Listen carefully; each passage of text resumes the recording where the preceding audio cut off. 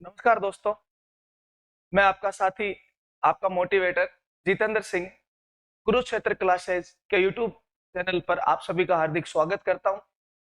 जैसा कि आपने देखा होगा, आर्मी अग्निवीर के कुछ क्वेश्चंस वगैरह हम सोल्व कर रहे हैं और उसमें पहले वाला जो जीके का वीडियो था उसमें हमने पाषाण काल के जो क्वेश्चंस वगैरह विद थ्योरी सोल्व किए थे। ऐसा ही हम आज करने वाले हैं। पाषाण काल के बाद में सिंधु घाटी सभ्यता और वहां से कुछ महत्वपूर्ण प्रश्न पूछे जाते हैं। दोस्तों ध्यान रखना, इस बार जो एग्जाम का लेवल है वो पहले एग्जाम के लेवल के जैसा नहीं होने वाला है, इसलिए हमें थोड़ा सा लेवल ऊपर लेके चलना है। अच्छे से पढ़ाई करनी है। मात्र आपका लगभग 1 महीने के आसपास बचा होगा, ठीक है? तो हमारे कंटेंट पे बिलीव कीजिएगा, हमारे से जुड़े रहिएगा और हमारे सारे वीडियो जो है वो आप देखो। 100% आपको सफलता मिलेगी। देखिएगा दोस्तों, आज जो हम टॉपिक पढ़ने वाले हैं वो है सिंधु घाटी सभ्यता। आपने भी पहले कहीं पढ़ा होगा, लेकिन आर्मी के नजरिए से हम इसे बहुत कम समय के अंदर पहले थ्योरी पढ़ेंगे और फिर इसके जो महत्वपूर्ण प्रश्न है वो आगे सोल्व करेंगे। तो देखिएगा, पहले तो अपन इस चीज पे चर्चा करते हैं कि इसका नाम सिंधु घाटी सभ्यता क्यों पड़ा था, या इस सभ्यता को हम सिंधु घाटी सभ्यता ही क्यों कहते हैं। एक चीज आपको और ध्यान रखनी है, सिंधु घाटी सभ्यता या इसका एक नाम और है हड़प्पा सभ्यता। सिंधु घाटी सभ्यता या फिर इसे ही बताओ हम क्या कह सकते हैं, हड़प्पा सभ्यता। क्यों? क्योंकि सिंधु सभ्यता में खोजा गया जो पहला स्थल था वो हड़प्पा था, इसलिए सिंधु सभ्यता का एक नाम और है। कौन सा है? हड़प्पा सभ्यता। इसको सिंधु सभ्यता क्यों कहते हैं? तो आपने ज्योग्राफी के अंदर पढ़ा होगा कि अपने भारत के अंदर एक नदी बहती है सबसे ऊपर, और उस नदी का नाम बताओ क्या? सिंधु। नदी का नाम क्या है? सिंधु। तो सिंधु नदी और उसकी जो सहायक नदियां थी, सिंधु नदी और उसकी सहायक नदियां, इसके आसपास ये जो सभ्यता है वो डेवलप हुई थी। अकेली सिंधु नदी नहीं, सिंधु नदी और उसकी जो सहायक नदियां हैं आसपास की, उसके किनारे जो सभ्यता डेवलप हुई थी उसको बताओ किस नाम से जानते हैं हम? सिंधु सभ्यता के नाम से। अब सिंधु नदी के और आसपास की कौन कौन सी नदियां थी? देखो, सबसे ऊपर तो अपनी सिंधु आई गई, सिंधु के नीचे आती है झेलम, झेलम के नीचे आती है चेनाब, चेनाब के नीचे आती है रावी,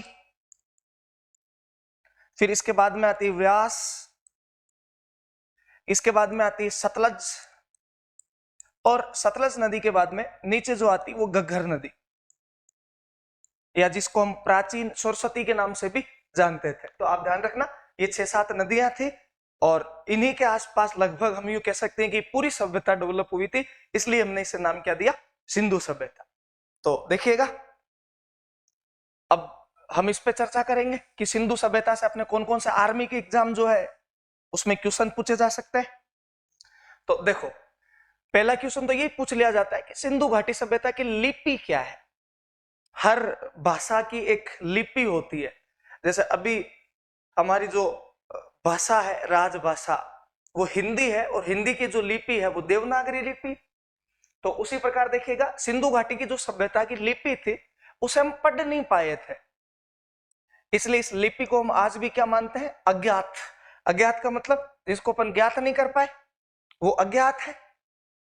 ऐसा कहा जाता है कि सिंधु सभ्यता के जो लोग बाग थे उनकी एबीसीडी, उनके के गड़े और अपनी एबीसीडी में अंतर है। आज तक हम नहीं पढ़ पाए उन्होंने क्या लिखा, लेकिन उन्होंने एक काम अच्छा किया, उन्होंने जो लिखा है उसके आसपास उन्होंने चित्र भी बनाए।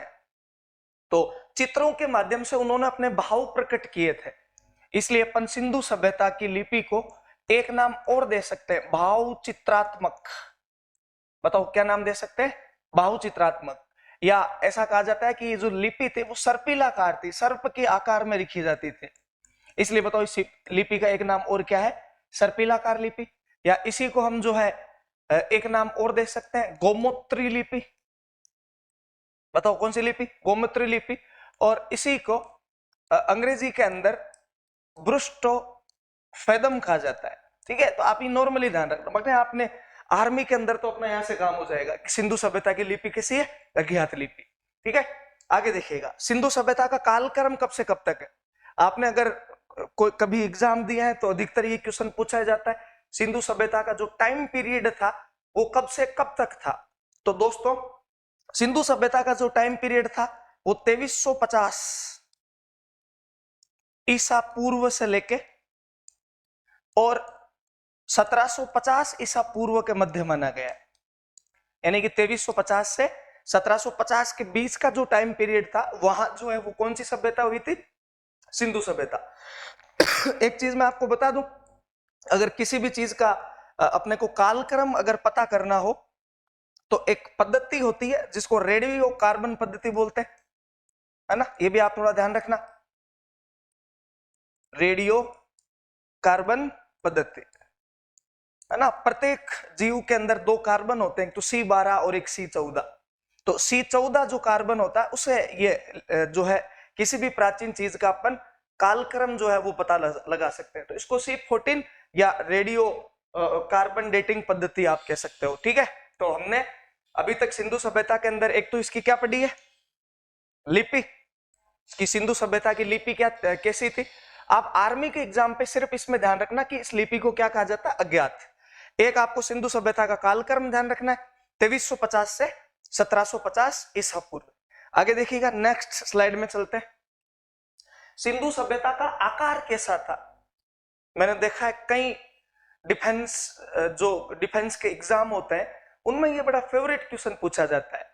तो आप ध्यान रखिएगा, सिंधु सभ्यता का जो आकार था वो त्रिभुजाकार था। सिंधु सभ्यता का जो आकार था वो बताओ कैसा था?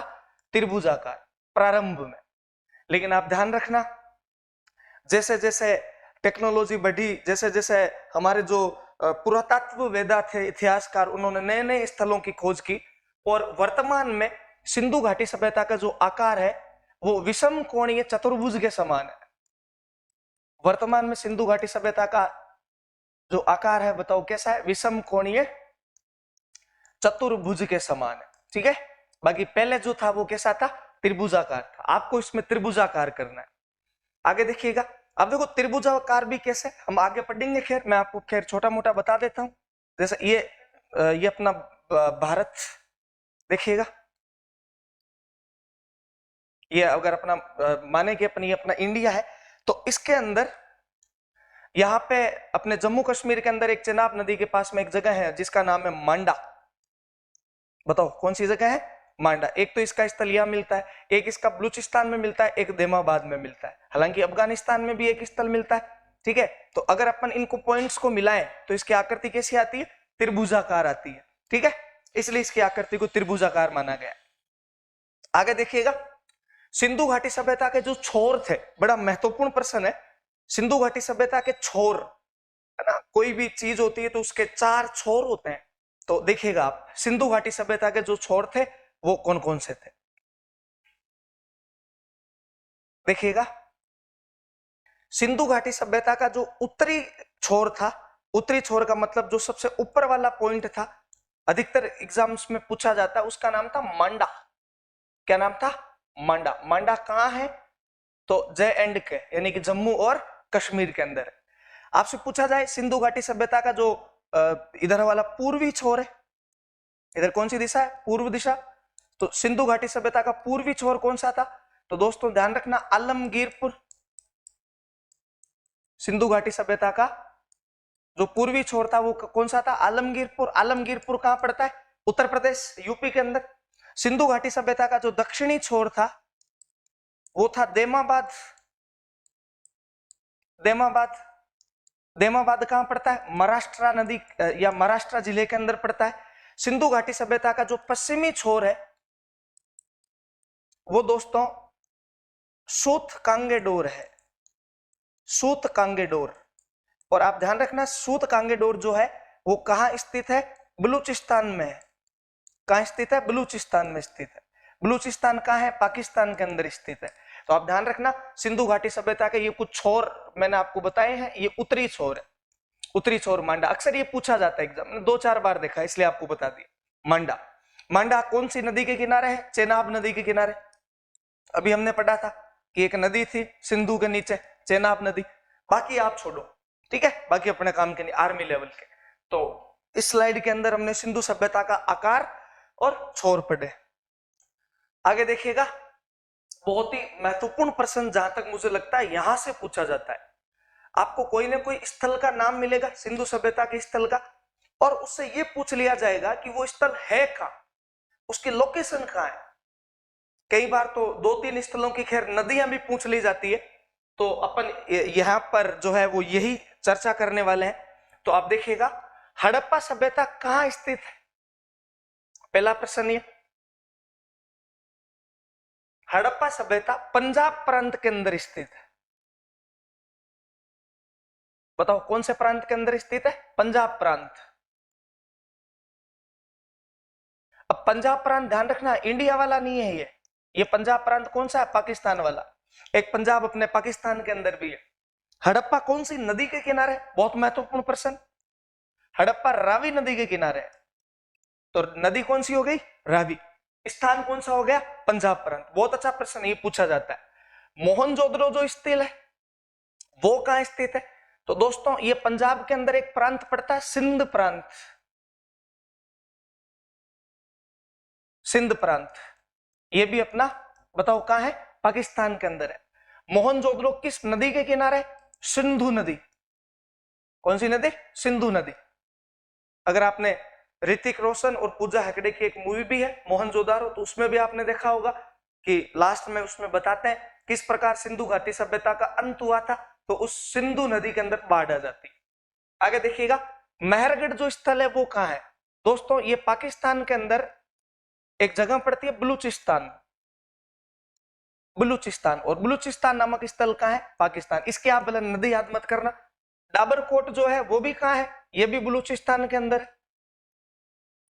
डाबरकोट नामक स्थल भी कहां स्थित है? बलूचिस्तान। बलूचिस्तान कहां है? पाकिस्तान में।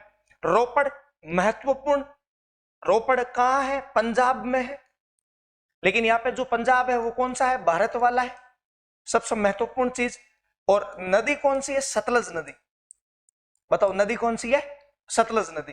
ठीक है, आगे चलते हैं। बनावली कहां स्थित है? हरियाणा के अंदर। बताओ बनावली कहां है? हरियाणा। हरियाणा कहां है? भारत के अंदर। और यहां पर भी हम यूं कह सकते हैं कि नदी कौन सी? तो घग्गर। कौन सी नदी? घग्गर नदी। आगे चलो राखीगढ़ी। राखीगढ़ी भी कहां स्थित है? हरियाणा के अंदर। कालीबंगा कहां स्थित है? राजस्थान में। पूछा जाता है कालीबंगा स्थल कहां स्थित है? राजस्थान के अंदर। कौन सी नदी के किनारे?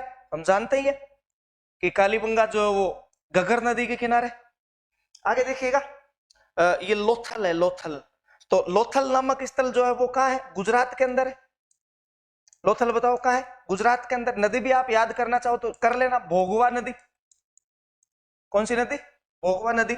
और धोलावीरा है वो भी कहां स्थित है? गुजरात के अंदर। तो ये वाली जो स्लाइड है आप इसकी स्क्रीनशॉट ले सकते हो, बहुत ही महत्वपूर्ण है।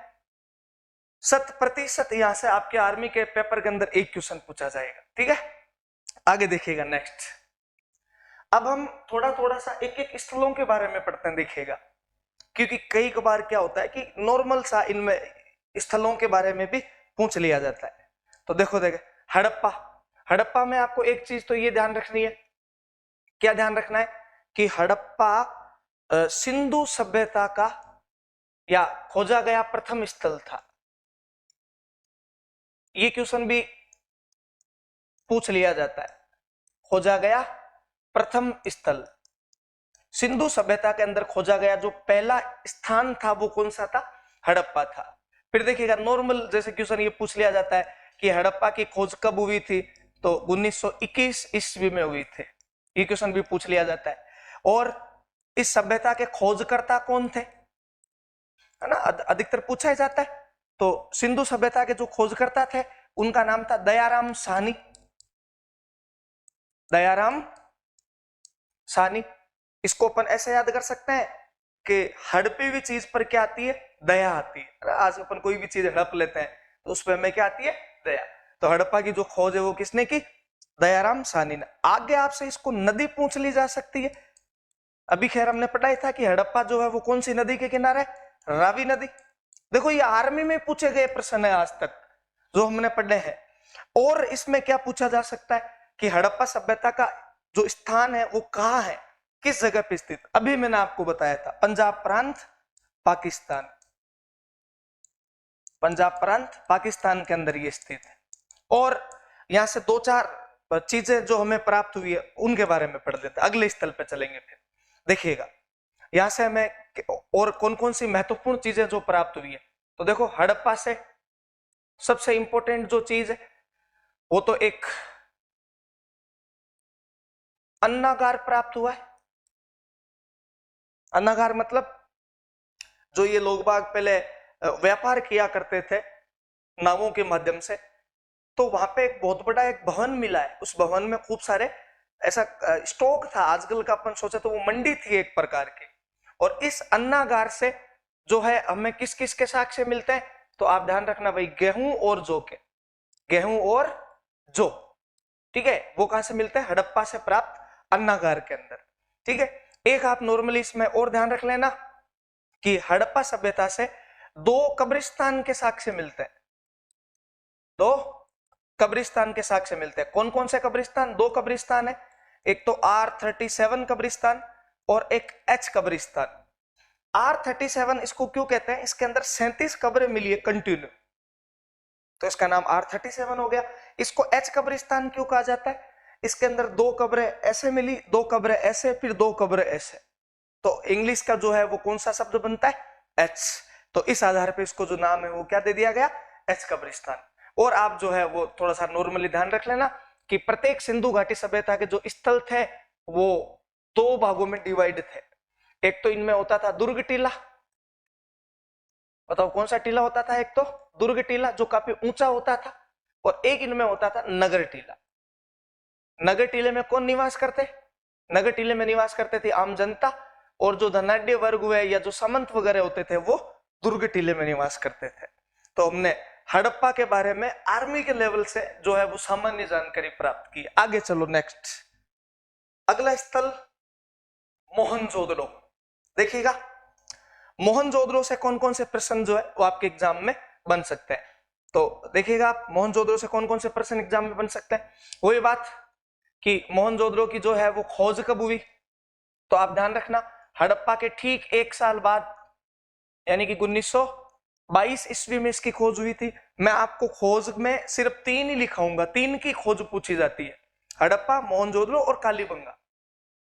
आगे मोहनजोदड़ो के खोजकर्ता कौन थे, मोहनजोदड़ो के खोजकर्ता राखलदास बनर्जी। राखलदास बनर्जी ने जो है इसकी बताओ क्या की थी, खोज की थी। आपसे पूछ लिया जा सकता है कि ये कौन सी नदी के किनारे स्थित है मोहनजोदड़ो, तो मोहनजोदड़ो जो है वो सिंधु नदी के किनारे स्थित है, सिंधु नदी के किनारे स्थित है। आपसे पूछा जा सकता है ये कहां पे स्थित है, सिंध प्रांत, अभी खैर हमने पढ़ाई था कि ये पाकिस्तान के अंदर सिंध प्रांत है, वहां कौन सा स्थल स्थित है, मोहनजोदड़ो। सबसे महत्वपूर्ण जो चीज हमें यहां से पूछी जाती है कि मोहनजोदड़ो जो स्थल है इसका शाब्दिक अर्थ क्या होता है, तो आप ध्यान रखना इसका शाब्दिक अर्थ नॉर्मल सा मृतकों का टीला, मृतकों का टीला। कई बार एग्जाम में यह भी पूछ लिया जाता है कि मोहनजोदड़ो का शाब्दिक अर्थ बताओ, सिंपल मृतकों का टीला।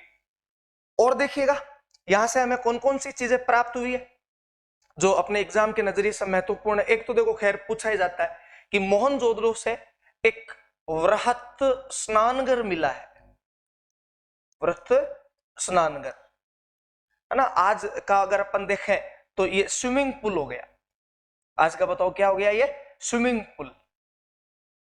8 फुट तो गहरा हुआ, 23 फुट चौड़ा और 39 फुट लंबा। ऐसी मान्यता थी कि वहां कभी कोई धार्मिक संस्कार वगैरह होते थे तो वहां सार्वजनिक या सामूहिक स्नान किया जाता था। वृहत स्नानघर जो है वो हमें कहां से मिलता है, मोहनजोदड़ो से मिलता है। और हमें जो है मोहनजोदड़ो से क्या प्राप्त होता है, महाविद्यालय भवन। कौन सा भवन, महाविद्यालय भवन, यानी कि कॉलेज, कॉलेज के साक्ष्य भी कहां से मिलता है, मोहनजोदड़ो से। एक मोहनजोदड़ो से हमें मिलता है सूती वस्त्र के साक्ष्य, बताओ क्या मिलते हैं, सूती वस्त्र के साक्ष्य। तो आर्मी में अपना इतना ही पूछा जाएगा। खैर आगे चलो, कालीबंगा, वही सारी चीजें हमें कालीबंगा से रिलेटेड याद करनी है कि कालीबंगा जो स्थल है वो अपने कहाँ स्थित है सबसे पहले, तो देखिएगा कालीबंगा किस स्थान पर स्थित है, तो खैर ये तो अपने आपको पता ही होगा, ये अपने राजस्थान के अंदर ही एक जिला पड़ता है हनुमानगढ़। हनुमानगढ़ कहाँ है, राजस्थान में, ठीक है। तो आपको यहाँ स्ट्रेट ध्यान रखना है, राजस्थान राज्य के अंदर है अपना कालीबंगा। आपसे पूछ लिया जाए कालीबंगा का शाब्दिक अर्थ क्या होता है, तो काली चूड़िया। कौन सी चूड़िया, काली चूड़िया। क्योंकि कालीबंगा जो है ना वो एक पंजाबी भाषा का शब्द है कालीबंगा, और उसका मतलब क्या होता है, काली चूड़िया। स्थान तो अपना हनुमानगढ़ हो गया। आपसे पूछ ले कि कालीबंगा सभ्यता के जो खोजकर्ता थे वो कौन थे, तो आप नॉर्मली सा थोड़ा सा ध्यान रखना, इसके जो खोजकर्ता थे वो अमलानंद घोष थे। कालीबंगा सभ्यता के खोजकर्ता अमलानंद घोष थे, और इन्होंने 1952-53 में जो है वो इसकी बताओ क्या की थी, खोज की थी। 1952-53 ईस्वी के अंदर किसकी खोज हुई, कालीबंगा की। कालीबंगा कौन सी नदी के किनारे स्थित है, घग्गर नदी। बताओ कौन सी नदी के किनारे स्थित है, घग्गर नदी के किनारे स्थित है। और कालीबंगा से जो महत्वपूर्ण चीजें हमें मिलती है वो क्या क्या प्राप्त होती है, ठीक है। तो कालीबंगा से एक सबसे इंपॉर्टेंट चीज मिलती है, वो है जूते हुए खेत के साक्ष्य। जूते हुए खेत के साक्ष्य, यही हमारे आर्मी के एग्जाम में यहां तक पूछा जा सकता है बस। कालीबंगा से स्थान तो अपना हनुमानगढ़ राजस्थान हो गया, खोजकर्ता अमलानंद घोष हो गए, इसका शाब्दिक अर्थ काली चूड़िया हो गया, नदी घग्गर हो गई, और यहां से जूते हुए खेत के साक्ष्य मिल गए। आगे देखिएगा, अगला जो स्थल है वो है लोथल, है ना। ये थोड़ा टाइपिंग के अंदर ऐसा हो गया, ये वास्तव में बताओ क्या है, लोथल। सिंधु घाटी सभ्यता का एक स्थल लोथल। इससे भी काफी अच्छे प्रश्न पूछे जाते हैं एग्जाम के अंदर। देखो यहां से क्या क्या पूछे जाते हैं, वही दो चार चीजें तो हमें पढ़नी है कि लोथल किस स्थान पर स्थित है। तो जो लोथल है वो बताओ अपने भारत के अंदर कहां स्थित है, गुजरात के अंदर। और हमें लोथल से क्या पूछा जा सकता है कि लोथल के जो खोजकर्ता थे वो कौन थे, है ना। तो आप थोड़ा सा ध्यान रखना, इसके जो खोजकर्ता थे वो रंगनाथ राव थे। रंगनाथ राव ने जो है वो लोथल की खोज की थी। आपको नदी पूछ ले तो मैंने आपको भी बताया ही था पिछले वाले चार्ट के अंदर कि इसकी जो नदी है वो कौन सी है, भोगवा नदी है। आगे देखो, यहां से जो सबसे महत्वपूर्ण चीज हमें मिलती है कि लोथल से कौन कौन सी चीजें प्राप्त हुई, कुछ यूनिक कहानी है इस लोथल की। वो क्या है कि एक तो हमें यहां से चावल के साक्ष्य मिलते हैं, ध्यान रखना आप। लोथल से क्या प्राप्त होते हैं, चावल के साक्ष्य। लोथल क्या था, वास्तव में देखा जाए तो एक बंदरगाह था। ये बताओ क्या था, बंदरगाह। यहां एक बंदरगाह हुआ करता था जिसका नाम था गोदीबाड़ा, है ना। तो आपको ये ध्यान रखना है कि लोथल एक बंदरगाह था, और लोथल के अंदर एक बंदरगाह था जिसका नाम क्या था, गोदीबाड़ा, जिससे बाहरी देशों के साथ व्यापार किया जाता था। चावल के साक्ष्य मिले, भोगवा नदी। एक बड़ी महत्वपूर्ण और जोरदार चीज यहां से मिलती है ना, आप थोड़ा इस पे ध्यान देना। अगर हम बात करें घरों के दरवाजे, घरों के दरवाजे, खैर अगर अपन अभी बात करें तो अपने घरों के जो दरवाजे होते हैं वो गलियों के अंदर खुलते हैं। आज अपन कोई घर भी बना रहे हैं, अपना घर मेन हाईवे पर स्थित है, तो अपन हाईवे की तरफ उसका गेट नहीं रखेंगे, खतरा होता है टाबर टिंगर, या अपन भी कभी निकल रहे होते हैं कोई गाड़ी घोड़े की चपेट में आ जाए, इसलिए अपन जो है वो गलियों के अंदर रखते हैं। तो संपूर्ण सैंधव सभ्यता में जो घरों के गेट है वो गलियों के अंदर खुलते हैं, लेकिन ये अपवाद है लोथल, इसमें जो घरों के गेट है ना वो मुख्य सड़क की तरफ खुलते हैं। ध्यान रखना आप, मुख्य सड़क की तरफ खुलते हैं, मुख्य सड़क की तरफ खुलते हैं। कौन सी सभ्यता के गेट, लोथल सभ्यता के गेट। आगे चलो, नेक्स्ट एक स्थल और, धोलावीरा। धोलावीरा में आपको नॉर्मल सी चीजें जो है वो कुछ ध्यान रखनी है, जैसे कि यहाँ से नदी फदी तो मैं आपको बताऊंगा नहीं पूछा जाएगा यहाँ से, ठीक है। तो धोलावीरा से आप एक तो ये ध्यान रखना, सिंधु घाटी सभ्यता का सबसे सुंदर नगर था ये। सिंधु घाटी सभ्यता का सबसे सुंदर नगर, देखो नाम ही कैसा, धोलावीरा, पुटरा से तो सबसे सुंदर नगर ये था। और हमें जो है वो धोलावीरा से याद क्या रखना है, यहां से हमें सूचना पट, सूचना पट यानी कि जहां से बोर्ड वगैरह के या जहां से सूचनाएं लिखी जाती थी उसके साक्ष्य मिले। और आपसे अच्छा क्वेश्चन यहां से और पूछा जा सकता है कि यहां से स्टेडियम के साक्ष्य मिले हैं, है ना, खेल कूद का जो स्टेडियम था उसका साक्ष्य भी हमें धोलावीरा से प्राप्त होता है। और यहां से क्या पूछा जा सकता है, ठीक है, कि यहां से नहरें यानी कि नहरों व बांध के साक्ष्य भी मिलते हैं, नहरों व बांध के साक्ष्य, ये भी बताओ कहां से मिलते हैं, धोलावीरा से। तो दोस्तों हमने अभी तक सिंधु सभ्यता की पूरी थ्योरी पढ़ ली, बिल्कुल अपने आर्मी के लेवल से। अब हम सिंधु सभ्यता से कौन कौन से क्वेश्चन पूछे जा सकते हैं अपने एग्जाम के अंदर, ठीक है, तो अपन उनके ऊपर चर्चा करेंगे। तो चलिए आप देखो, मैं आपको फिर बता देता हूं एक बार, है ना। सिंधु सभ्यता की लिपि पढ़ी हमने, अज्ञात कालक्रम 2350 से 1750 के बीच, आकार त्रिभुजाकार है और अभी विषम कोणीय चतुर्भुज के समान है, छोर चारों छोर ध्यान रखना, ये मांडा, सूतकांगेडोर, देमाबाद और आलमगीर। आगे स्थल, उनका स्थान और वो किस नदी के किनारे, बहुत महत्वपूर्ण आता है, उसको आप ध्यान से पढ़ना, हड़प्पा। और फिर अपन ने इन स्थलों के बारे में पढ़ लिया। अब देखिएगा कुछ महत्वपूर्ण प्रश्न सिंधु सभ्यता के, अगर आपने जो मैंने थ्योरी बताई है उसको अच्छे से पढ़ लिया तो यूं मान लेना ये सारे क्वेश्चन सोल्व हो जाएंगे। और पढ़ने का वास्तविक तरीका भी यही होता है, पहले थ्योरी पढ़ो, उसके क्वेश्चन सोल्व करो, वो टॉपिक एकदम मजबूत हो जाएगा। तो देखो आप, सिंधु सभ्यता का सर्वाधिक मान्य कालक्रम कौन सा है, पहले तो आप ये देखिएगा कि ये जो क्वेश्चन है ये अपने से पूछना क्या चाह रहा है। सर्वाधिक मान्य कालक्रम, कई विद्वानों ने अलग अलग जो है इसके कालक्रम बताए, लेकिन अभी हमने पढ़ा था कि एक पद्धति आती, कार्बन डेटिंग पद्धति, C14 C14, उसके आधार पर जो इसका कालक्रम है वो 2350 से 1750, हालांकि इधर थोड़ी सी ऑप्शन के अंदर मिस्टेक हो गई, है ना, कोई बात नहीं, तो अपन इसको ठीक कर लेते हैं। 2350 ईसा पूर्व से 1750 ईसा पूर्व, ठीक है, आप ये ध्यान रखना। हमने थ्योरी के अंदर पढ़ा भी था कि सिंधु सभ्यता का जो काल था वो 2350 से 1750, ये पहला क्वेश्चन था। अगले क्वेश्चन की ओर चलते हैं। सिंधु सभ्यता का आकार कैसा था, अभी पढ़ा था, और मैंने आपको मैप के माध्यम से भी बताया था कि सिंधु सभ्यता का जो आकार है वो कैसा था, त्रिभुजाकार था। आगे चलिए, है ना, चांदी से भी जो है वो ये परिचित है, सोने से भी परिचित है, तो इसका जो करेक्ट आंसर है वो क्या होगा, लोहा, ठीक है। सिंधु सभ्यता के लोग लोहे से परिचित नहीं थे। आगे चलिए, सिंधु सभ्यता के लोग विश्वास करते थे, मतलब कौन से भगवान में ये बिलीव करते थे, तो सिंधु सभ्यता के जो लोग हैं वो मातृ शक्ति में बिलीव करते थे, मतलब माता जी और को ज्यादा मानते थे। आगे चलिए, सिंधु सभ्यता की जुड़वा राजधानियां कौन सी थी, बहुत अच्छा प्रश्न।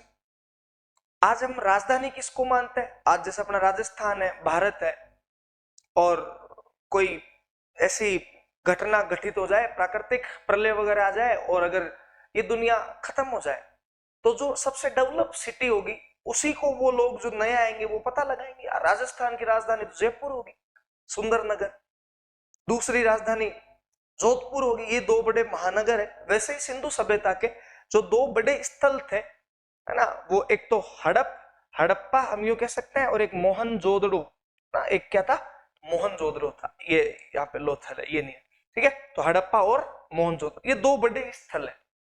आगे चलो नेक्स्ट, सर्वप्रथम खोजा गया स्थल, अभी हमने पढ़ा था, सिंधु सभ्यता का जो सबसे पहले स्थल खोजा गया था वो कौन सा था, हड़प्पा था। आगे चलो, सिंधु सभ्यता में व्रत स्नानगार कहां से मिला है, व्रत का मतलब जो सबसे बड़ा स्नानघर है वो कहां से मिला है, तो अभी हमने पढ़ा था मोहनजोदड़ो से मिला है। ये भी बड़ा फेवरेट क्वेश्चन है जो आपके एग्जाम्स में पूछा जाता है। मोहनजोदड़ो कहां स्थित है, अभी बताया था मैंने आपको, स्थलों के नाम और उनका स्थान आपको अच्छे से याद करना है। तो जो ये अपना मोहनजोदड़ो है वो कहां स्थित है, बताओ देखे, सिंध प्रांत पाकिस्तान के है अंदर है या पंजाब प्रांत भारत के अंदर स्थित है? हमने हड़प्पा के बारे में भी पढ़ा। हड़प्पा जो वो सिंध प्रांत, जो हड़प्पा है वो अपना पंजाब प्रांत के अंदर स्थित है, तो ये कौन सा हो गया? सिंध प्रांत के अंदर मोहनजोदड़ो। ठीक है, आगे चलिए नेक्स्ट। जूते हुए खेत के साक्ष्य से पढ़ा था हमने, कालीबंगा से मिले। आगे चलिए नेक्स्ट। सिंधु सभ्यता की लिपि कैसी थी? अज्ञात, क्योंकि देवनागरी जो है वो तो अपनी कौन सी भाषा की लिपि? हिंदी की। ये ग्रीक, अरमाइक, ख्रोस्टी, ये जो है मैं आगे आपको बता दूंगा थोड़ा बहुत। अशोक के शिलालेखों की लिपि है, अशोक के शिलालेख ना, उनकी 4 प्रकार की लिपि थी। और फारसी जो है अपनी उर्दू भाषा की लिपि। ठीक है, तो दोस्तों हमने सिंधु सभ्यता और उसके प्रश्न जो उसकी थ्योरी के साथ सोल्व किए हैं। अगला अपना जो टॉपिक होगा वो होगा जैन धर्म और बौद्ध धर्म। उसमें सॉरी, इसके बाद में हम पहले वैदिक सभ्यता पढ़ेंगे। तो वैदिक सभ्यता, जैन धर्म और बौद्ध धर्म, ये 3 टॉपिक छोटे छोटे, तो वहीं भी अपन यही करने वाले कि पहले हम इनकी थ्योरी पढ़ेंगे और थ्योरी के बाद में जो है इनके क्या पढ़ेंगे? क्वेश्चन। थैंक यू, जय हिंद।